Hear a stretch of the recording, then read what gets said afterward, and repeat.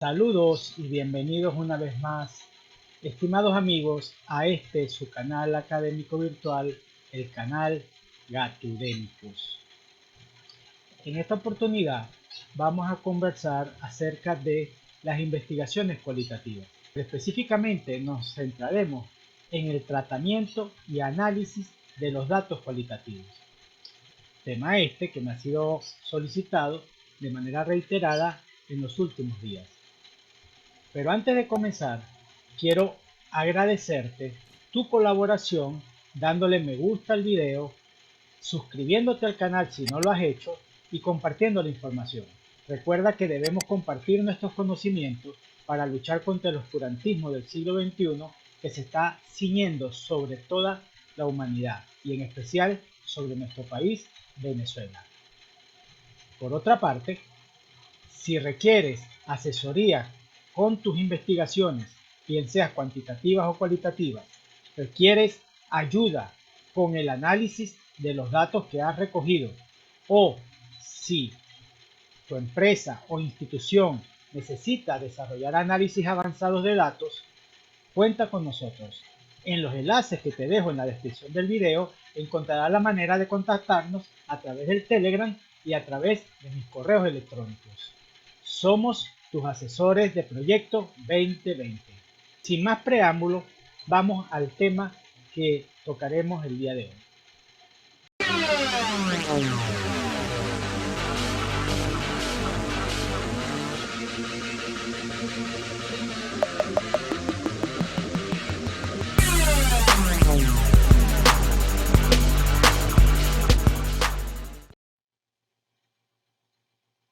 Ahora bien, ¿cuál es el problema de fondo respecto a las investigaciones cualitativas y el tratamiento de sus datos? Bueno, el problema de fondo que tenemos es que la mayoría de nosotros, cuando comenzamos a realizar investigaciones científicas, investigaciones académicas, lo hacemos con investigaciones del corte cuantitativo. Y estas investigaciones cuantitativas pues se ciñen a una secuencia precisa para su realización. Esa secuencia se convierte prácticamente en una especie de receta. Por ejemplo, aquí les muestro un diagrama que aparece en la última obra de Hernández Sampieri, muy conocido. Es uno de los autores que básicamente todos revisamos cuando comenzamos a hacer investigaciones académicas.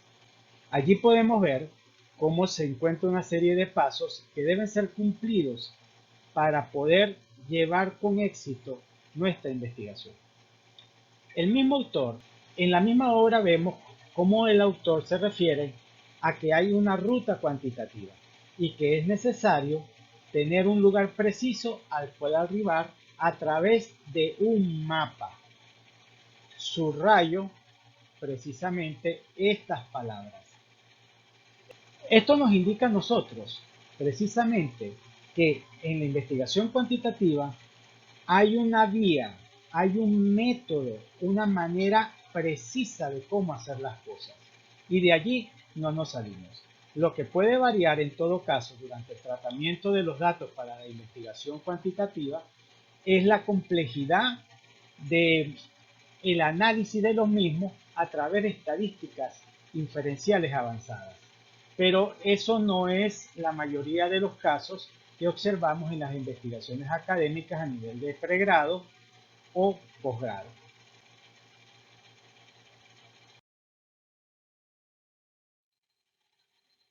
Pero, ¿qué sucede entonces con la investigación cualitativa? Bueno, el meollo de la cuestión es que la investigación cualitativa es más flexible, es más abierta, es más dinámica.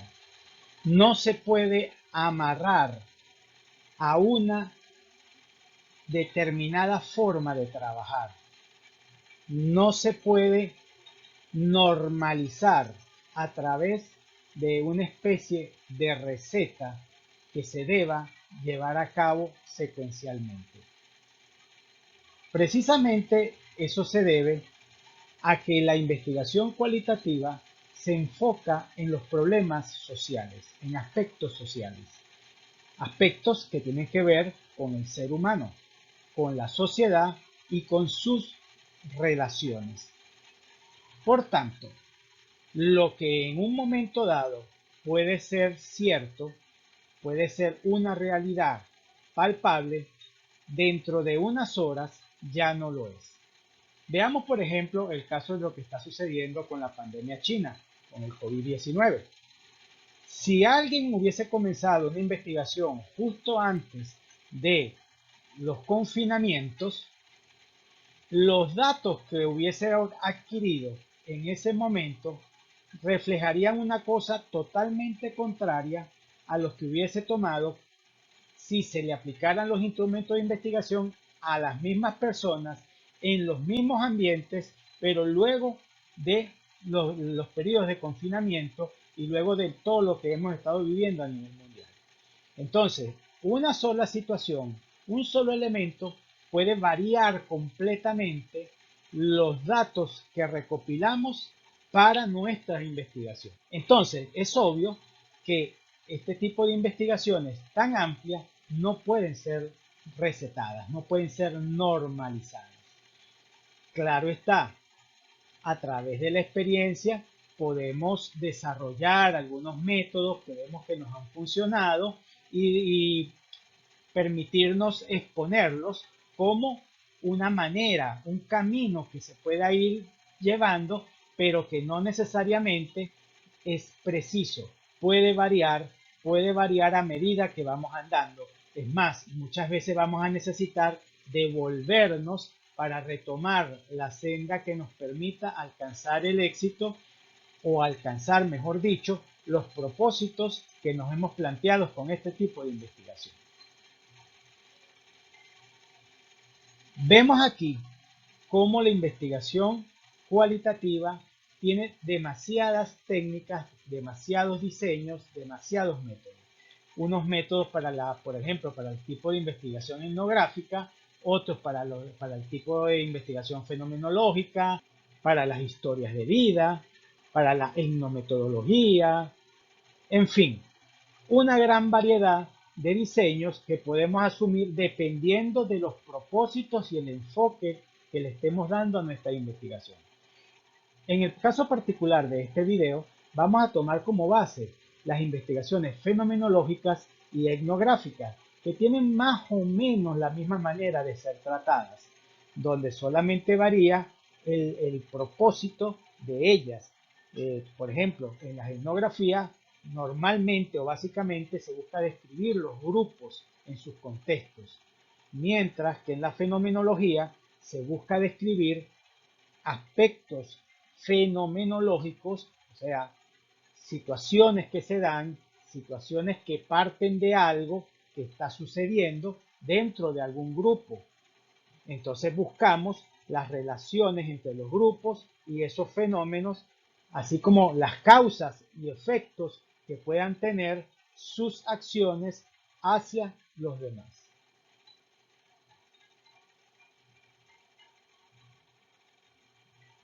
Tomando en cuenta el autor antes señalado, Sampieri, vemos que en su obra él trata de darle a la investigación cualitativa una ruta que él llama cualitativa, ¿verdad? Pero aquí yo he resaltado que él en esta última obra señala que no es un camino en línea recta y que se puede ir reposicionando o recalculando hasta conseguir la mejor ruta dependiendo de las circunstancias que se les vayan brindando. En otras palabras, el autor ya le da mayor flexibilidad a la investigación cualitativa, alejándola de la normalización que conlleva las investigaciones cuantitativas. Pero, ¿y entonces qué hacemos? ¿Qué podemos hacer para realizar de la manera más óptima el tratamiento de los datos cualitativos cuando observamos que hay demasiadas técnicas, demasiados métodos y demasiados enfoques que se les pueden aplicar? Bueno, Debemos comenzar por visualizar el proceso. Si nosotros no tenemos claro qué es lo que queremos y más o menos cómo podríamos irlo obteniendo, no podemos dedicarnos a enfocarnos en aspectos teóricos, en aspectos técnicos. Lo primordial es visualizar todo el procedimiento. Esta acción, para algunos autores como Myers, Huberman y Saldaña, se denomina el mapa del diseño. Para ellos, es disponer de un esquema comprensible e interrelacionado de todos los métodos y procedimientos de la investigación, desde el propósito de la misma hasta las evidencias que dan respuesta a las preguntas de investigación con el consecuente aumento del rigor y la calidad que ella exige. Entonces, una vez que nosotros ya tenemos una visualización de nuestro proceso, es que podemos dedicarnos a enfocarnos en la parte técnica, en la parte teórica, en ver cuáles teóricos me permitirían a mí facilitarme el trabajo, el darme una idea de cuáles herramientas, cuáles procedimientos son mejores para este enfoque que yo le estoy dando en un momento determinado a mi investigación. Veamos a continuación cómo se podría visualizar para la fenomenología y la etnografía el procedimiento del tratamiento de sus datos.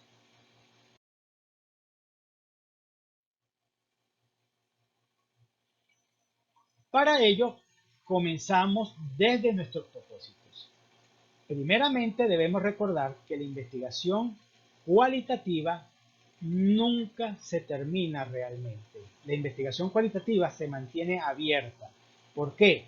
Porque cualquier otro investigador, usando las mismas métodos, las mismas técnicas, los mismos propósitos que tú te has planteado, puede llegar a reflexiones y a observaciones muy diferentes a las tuyas, y todas son válidas. Asimismo, en la investigación cualitativa, tal como te dije en un video anterior, que puedes verlo en el link que dejo aquí arriba, las investigaciones cualitativas no poseen objetivos, como si lo tienen las investigaciones cuantitativas. Las investigaciones cualitativas poseen propósitos.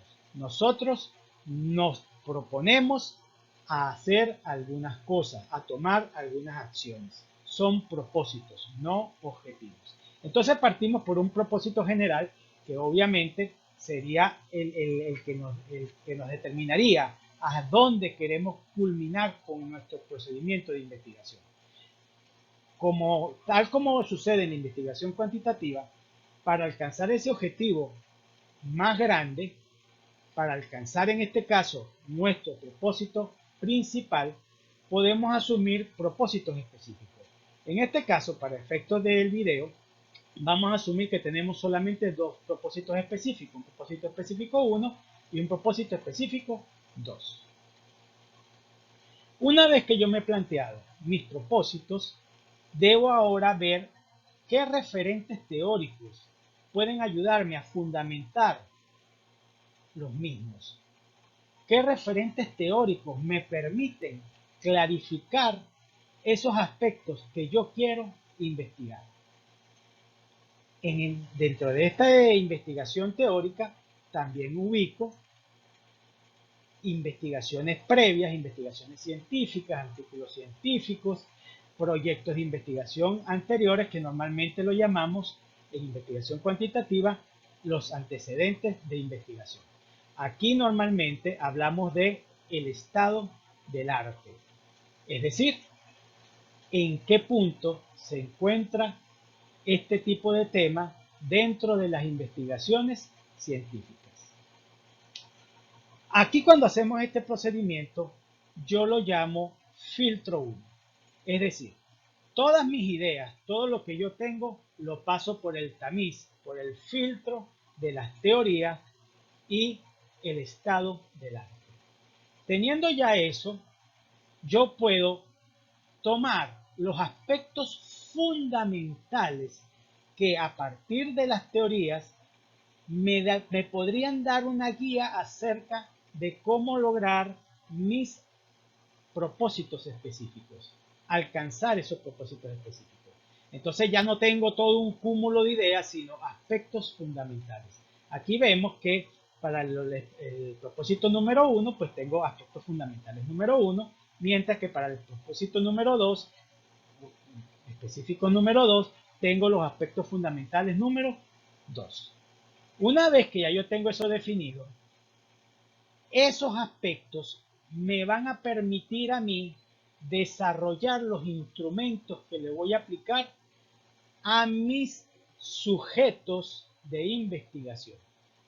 No obstante, en la investigación cualitativa no los llamamos sujetos de investigación, sino informantes clave o participantes clave,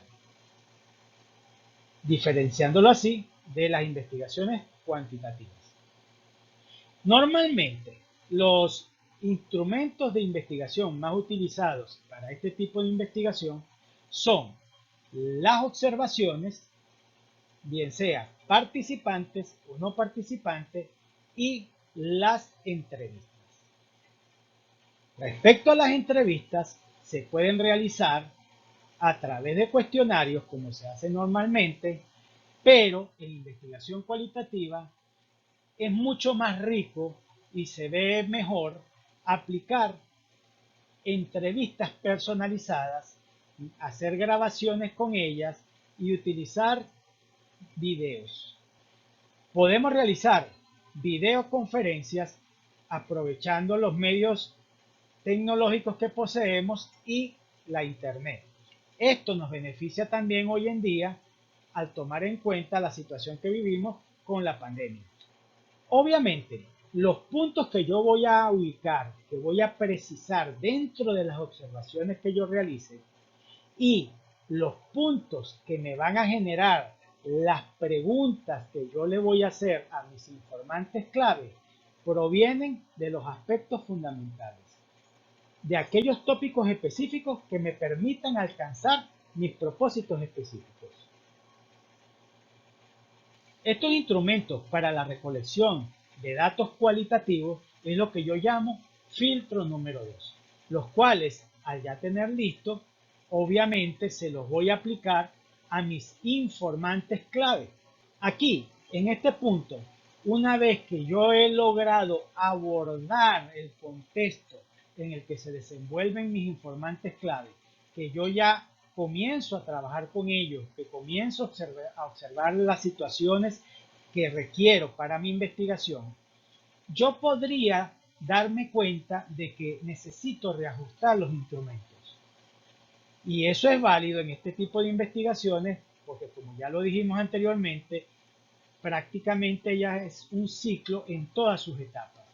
Un ciclo constante de revisión, depuración y de volver a retomar la acción. Finalizada la aplicación de nuestros instrumentos, normalmente tenemos un gran número de datos. La cantidad de datos puede ser muy grande. Entonces, allí nos vemos en la necesidad de organizarlos adecuadamente para proceder a su análisis como tal. Durante este proceso de organización y depuración de los datos, ya yo comienzo a hacer análisis. Aunque no sea el análisis cualitativo como tal, yo empiezo ya en este proceso de depuración a hacer un análisis que me va a ir permitiendo hacerme una idea general de qué puedo esperar durante los análisis. Ya yo puedo ir contextualizando algunos temas específicos que vienen de los tópicos que yo asumí dentro de las teorías. De repente yo puedo ir pensando que emergen otras ideas que yo no había tomado en cuenta y que son importantes para la investigación. Esto lo llamo yo filtro 3. El filtro 3 en este punto es tomar todos los datos que ya yo organicé y que yo ya depuré y pasarlo por ese filtro de temas que lo llamo análisis temático. Yo voy en este punto a leer todas las entrevistas que tengo, a leer mis observaciones e irlas marcando, tomando en cuenta los temas y los tópicos que traigo desde mis fuentes teóricas, desde mis fundamentos teóricos. Al hacer esto, supongamos que yo traía, antes de aplicar este filtro, podría haber traído 40 páginas de entrevistas, por decir algo, 30 horas de entrevistas en videollamadas, y de eso puede quedarme solamente 10 páginas, porque solamente me importan aquellas referencias del lenguaje, aquellas referencias lingüísticas y semánticas que tienen que ver con los tópicos que me había planteado desde los fundamentos teóricos. No obstante, como lo dije anteriormente, pueden ir surgiendo algunos temas que yo no había visualizado anteriormente. Y si veo que mis informantes, para todos ellos o para la gran mayoría de ellos es importante, pues yo debo tomarlo en cuenta, sumarlo a los temas que debo desarrollar. Como vemos aquí, es desglosado en dos informantes, un informante 1 y un informante 2. Entonces, el filtro que acabo de realizar, el filtro 3 con el análisis temático, se lo aplico a cada uno de ellos. Por lo tanto, para mi informante 1 habrán unos tópicos y temas bien definidos, así como para mi informante 2. ¿Qué debo hacer entonces? Yo debo comparar, contrastar las opiniones, las entrevistas que yo acabo de realizar y los aspectos que para ellos, para mis informantes, fueron importantes. Con esto estoy haciendo lo que llamamos un análisis relacional. Estoy relacionando temas con las teorías y los temas que son importantes para mis informantes, contrastando cuáles son importantes para algunos, en cuáles tienen coincidencia y en cuáles pueden tener divergencia. Pero todos ellos dentro del contexto de mis propósitos. A esta acción la llamo yo aquí aplicar un filtro 4. Aplicando este filtro 4 a través del análisis relacional, tengo ya una depuración de ideas o temas similares para los informantes con respecto al propósito 1. Lo mismo para el propósito número 2. En este punto entonces yo aplico otro filtro que llamamos filtro 5. ¿Qué hago en este filtro? Entonces, condenso todos los temas y los puntos que venía trayendo de mis informantes, más aquellos que van emergiendo y que de la lectura que voy realizando van emergiendo, para concretarlos en ideas o temas emergentes, más globales y que me le den respuesta a mi propósito principal, el propósito que dio pie a mi investigación.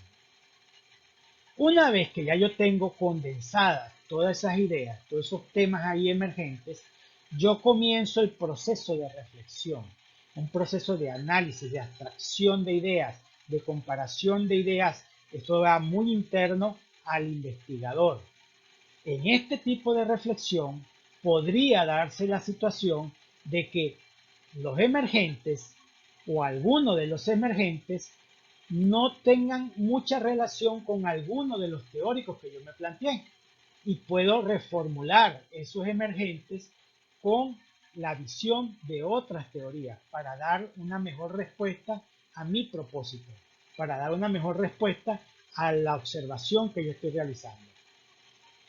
También podría darse el caso de que algunos de los puntos, algunos de los temas que yo pensé iban a emerger durante la investigación no sucedieron.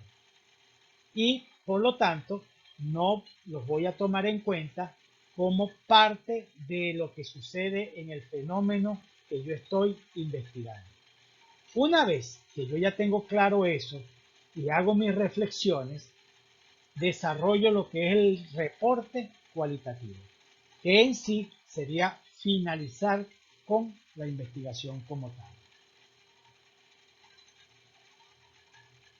Como se ve en el gráfico, y quiero resaltarlo, en cualquiera de los puntos que hemos realizado, yo puedo necesitar devolverme para depurar y mejorar el trabajo que estoy haciendo con la finalidad de que la investigación sea lo más precisa posible, que tenga calidad posible.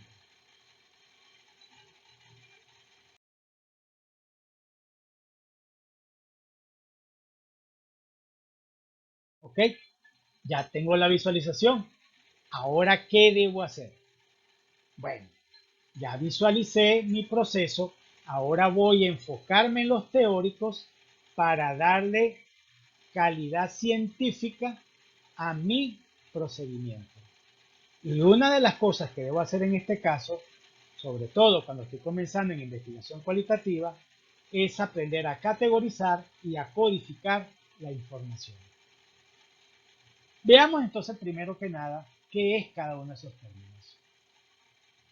Miles, Huberman y Saldaña especifican que un código en la investigación cualitativa es a menudo una palabra, una frase corta que captura simbólicamente la esencia o atributo evocador de una porción de datos lingüísticos o visuales. Es decir, una sola palabra me puede enfocar una idea completa. Ahora bien, la acción de codificar, y aquí quiero hacer hincapié, es cuando los códigos se desarrollan, se aplican y se vuelven a aplicar a datos cualitativos, tal como les señalaba anteriormente. Verificar, revisar, aplicar, volver a aplicar y depurar hasta que me vaya quedando la esencia de lo que yo estoy buscando. Es un proceso que permite que los datos se segreguen, agrupen, reagrupen y relacionen, de manera que consoliden significado y explicación. Requiere para ello que el investigador asuma una actitud analítica. Permiten organizar y agrupar datos codificados de forma similar en categorías o familias, debido a que comparten algún tipo de característica. Entonces, respecto a las categorías, los mismos autores señalan que es un modo de clasificar una determinada información en función de la importancia que le demos a un tema. Las categorías son ideas, conceptos o interpretaciones abreviadas de las citas. ¿De cuáles citas? De las citas que estamos revisando en nuestras entrevistas o de las transcripciones que hicimos de nuestras observaciones. Al trabajar con textos, especifican estos autores, es fácil darse cuenta de patrones o temas que agrupan diferentes partes de los datos. Aquí hay algo que a mí no me gusta usar mucho dentro de la investigación cualitativa, que es esto de los patrones y de las tendencias. Porque cuando en los aspectos sociales yo busco patrones o tendencias, ya estoy cuantificando la cosa. Ya pierde la esencia de la cualidad del acto de investigación. Este tipo de patrones o tendencias es en lo que se basan los programas de informática como el Atlas-T, que lo utilizan mucho para investigación cualitativa. En el Atlas-T tú defines códigos previos y esos códigos previos el programa agarra las citas, lo que tenemos transcrito y busca esos códigos y luego a través de una especie de flechas él une unos con otros tratando de darle significado o una relación, ¿verdad? ¿Cuándo se utiliza normalmente este tipo de software informático? Este tipo de software informático yo en lo particular lo recomiendo utilizar cuando la información es demasiado grande, cuando los informantes son demasiados, cuando se hace investigación longitudinal demasiado extensa, Pero en la mayoría de los casos, nosotros podemos desarrollar esas relaciones y ese análisis totalmente de manera manual. Incluso podría usar una hoja de Excel donde transcriba la información y a través de códigos para palabras determinadas hacer que el programa te genere una nube de datos y te indique dónde están acumulados la mayoría. En fin, hay muchas maneras de hacer un análisis y hay muchas maneras de desarrollar este tipo de procedimientos. Ya eso queda de parte de ti y lo que te sea más cómodo. Vamos a ver ahora un ejemplo que plantean brevemente estos autores. El ejemplo de codificación que tenemos en este caso es para un estudio de la sobrerepresentación de las minorías en programas de educación especial. El autor se plantea entre una de las categorías que podría dar respuesta a uno de sus propósitos, la categoría destreza de los maestros. Para esta categoría, él se plantea por facilidad dos subcategorías, que podrían ser muchas más, pero en el ejemplo tenemos dos. La subcategoría 1, destreza de la enseñanza. O sea, cuáles son las facilidades que presentaba este maestro durante su praxis educativa. Y la subcategoría destrezas administrativas, es decir, el desenvolvimiento de estos maestros cuando realizan labores administrativas dentro de su institución. Si quiero codificar las destrezas de las enseñanzas, yo puedo plantearme, como lo hicieron estos autores, el código pedagógicas y el código socioemocionales. Este código pedagógicas, ¿qué significa? Que yo voy a buscar aquellas palabras, aquellos significantes que tengan que ver con la pedagogía dentro del discurso que obtuve respecto a la subcategoría destrezas de la enseñanza.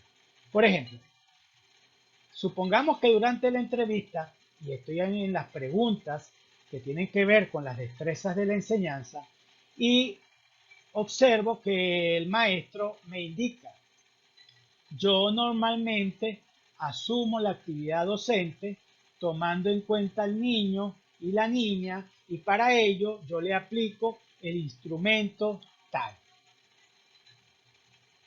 Yo allí, dentro de esa oración, podría tal vez buscar, yo aplico, yo uso, instrumento, o sea, palabras clave que me van a decir en la oración hay un significado que está relacionado con la pedagogía. Igual puedo hacer con el código socioemocional.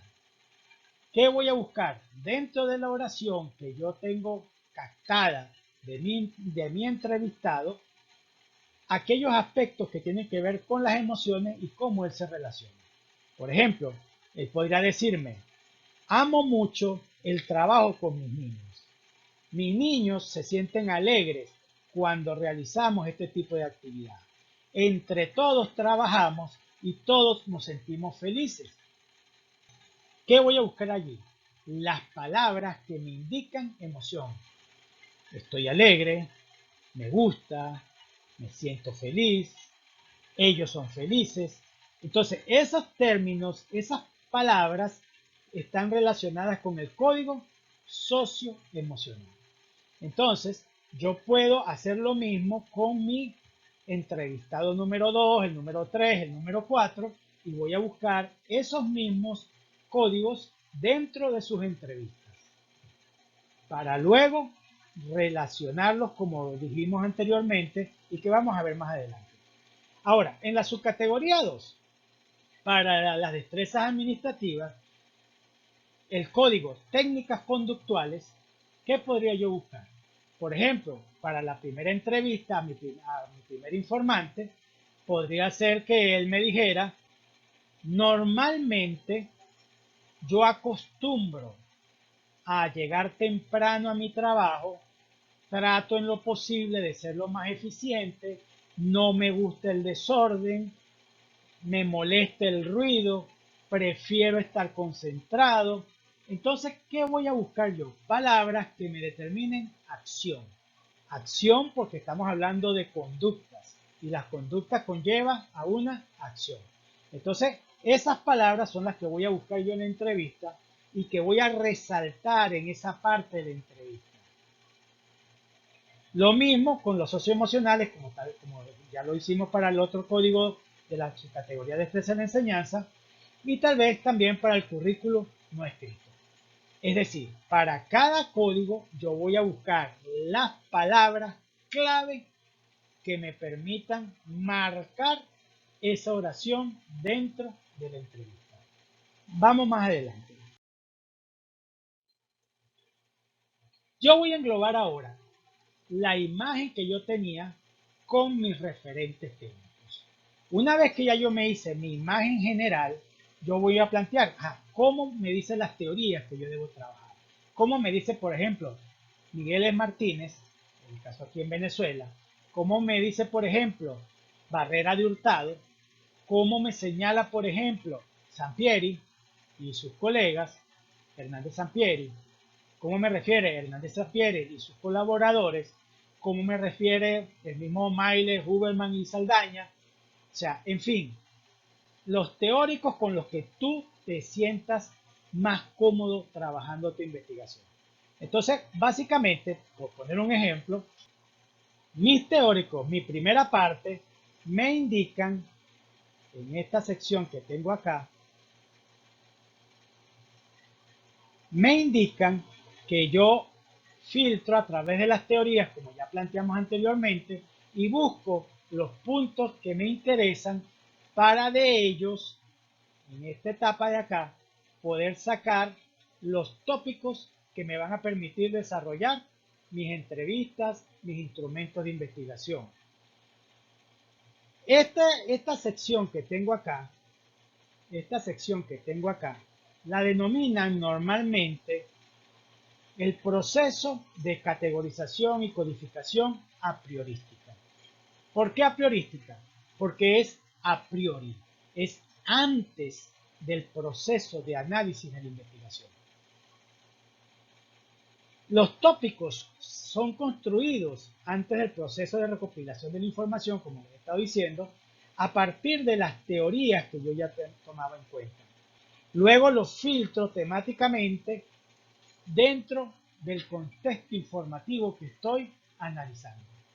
Es decir, yo busco cada uno de los tópicos o temas teóricos, los aplico en el momento que empiezo a organizar, a leer por primera vez mi información, la información recolectada a través de mis informantes, y los paso por el filtro número 3. Cuando ya yo estoy revisando la información precisa de mis informantes, yo ya traigo una idea gracias a los tópicos que traía de los referentes teóricos.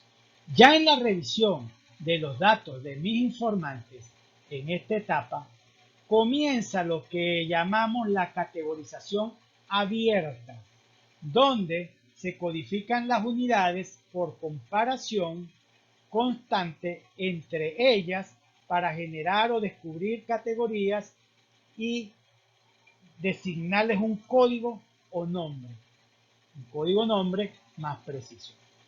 Es decir, con los tópicos que yo ya traía de los teóricos, yo ya me hago una idea general de qué puedo conseguir en la data recolectada a través de mis instrumentos de investigación, aplicados obviamente a mis informantes clave. Esta data que yo recogí ahora, yo la voy a filtrar a través de los códigos que van apareciendo, que van emanando de lo que me expresaron mis informantes, de lo que yo observé en el contexto de la investigación. Asumo esos códigos respecto a los códigos, a los temas que traía teóricamente. Es posible en este proceso que ya vayan emergiendo códigos que yo no había tomado en cuenta y que podrían encajar en alguno de los temas o tópicos que traía anteriormente. Lo importante es irlos agrupando e irlos condensando para ir disminuyendo la cantidad de información que tengo por analizar.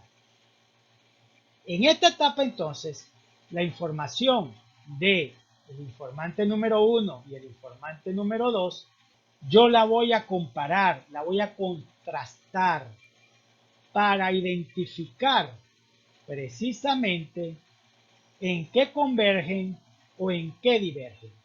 Este proceso lo llamamos de análisis relacional, que era el filtro 4.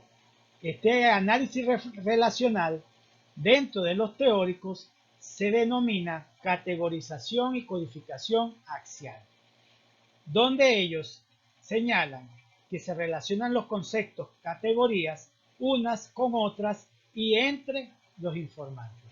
Voy a ir tomando entonces los datos emergentes que me caracterizan lo que yo estoy buscando dentro de los datos recopilados, de manera que los pueda ir condensando y agrupando de una manera más precisa.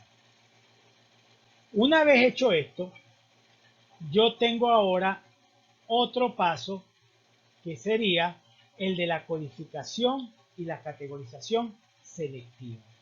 ¿Qué significa? Ya una vez que comparé la data de cada uno de mis informantes con respecto a cada uno de los propósitos que yo me planteé al inicio de la investigación, entonces yo voy a crear un conjunto teórico global que busque darle respuesta a mi propósito general, al propósito que dio pie a mi proyecto. Esta categorización selectiva busca a la final es la generación de teorías sustantivas. Estas teorías sustantivas, estos emergentes, todos estos códigos, todas estas categorías que emergieron a través de todo el procedimiento de análisis cualitativo, es el que me va a permitir entonces a mí desarrollar las reflexiones que me permitan dar respuesta a mi propósito de investigación. Todas estas reflexiones que yo he venido desarrollando con base en las categorías y códigos que han ido emergiendo durante mi investigación, contrastados a su vez con los teóricos y contrastados también con las experiencias y las vivencias personales que yo he ido recolectando como investigador, podemos denominarlo la triangulación. Esta triangulación es la que le da la calidad y la confiabilidad a mi investigación. Una vez finalizado esta, voy a desarrollar el reporte cualitativo. Ese reporte cualitativo yo debo tratar de que refleje el proceso desarrollado, pero enfocándome en el desarrollo de las teorías que expliquen lo que he realizado. Teorías que expliquen el fenómeno bajo estudio. Aquellas teorías y aquellas categorías que me determinen las características del contexto, las características del grupo al que he estado estudiando. Bueno, hasta aquí el tema que nos ocupaba el día de hoy. Espero que de verdad haya sido de tu agrado y te sea de mucha utilidad. Recuerda además que si te gusta el contenido de mi canal, puedes apoyarnos con cualquier donación, bien sea económica o material, a través de los medios y los enlaces que te dejo en la descripción del video. Cualquier apoyo que puedas brindarnos será para nosotros de muchísima utilidad. Gracias por compartir, gracias por estar con nosotros. Hasta la próxima.